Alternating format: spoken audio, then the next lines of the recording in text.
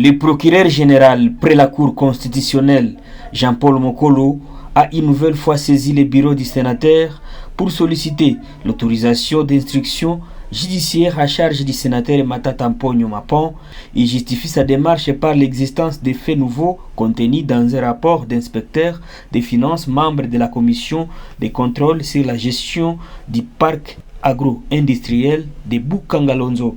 Ce rapport, d'après le Sénat, fait état d'infractions, de faux et usage de faux et de détournement des deniers publics à charge du sénateur Matata Mponyo. Après avoir reçu les réquisitoires du parquet général près la Cour constitutionnelle, le bureau dit a invité le procureur général près la Cour constitutionnelle pour l'audition sur cette affaire. Après l'exposé du procureur ce mardi 20 juin 2023, en l'absence du sénateur concerné, le bureau de la Chambre haute du Parlement a estimé qu'il n'est pas nécessaire d'autoriser pour la deuxième fois les poursuites à l'endroit de l'ancien Premier ministre Matata Mponyo. En date du 5 juillet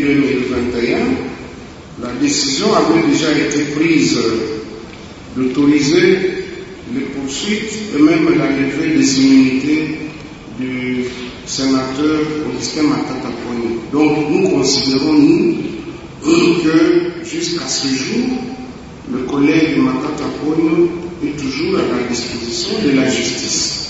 D'ailleurs, dans le dossier concernant les biens aérianisés, nous n'avons pas encore été notifiés quant à la suite réservée à ce dossier. D'où nous estimons que nous n'avons pas à ce stade à nous prononcer une seconde fois. Il revient à la justice de lui poser toutes les questions nécessaires, de l'interroger et de poursuivre l'instruction du dossier. Réagissant face à ces nouvelles poursuites, Matata parle d'un dossier purement politique suite à son refus d'adhérer à l'Union sacrée. Le dossier n'est pas judiciaire, le dossier est politique. La hantise aujourd'hui, c'est de savoir comment on va éliminer M. Matata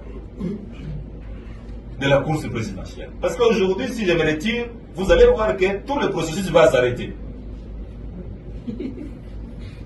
C'est la vérité.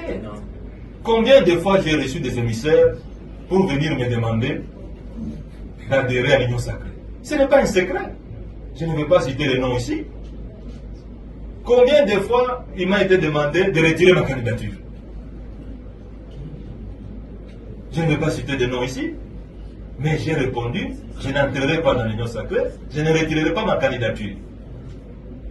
Comment j'envisage d'en finir ce dossier? Mais posez cette question au tout-puissant Baki, posez cette question au tout-puissant Mokolo, posez la question à ceux qui les instrumentalisent, parce que vous les connaissez. Merci beaucoup.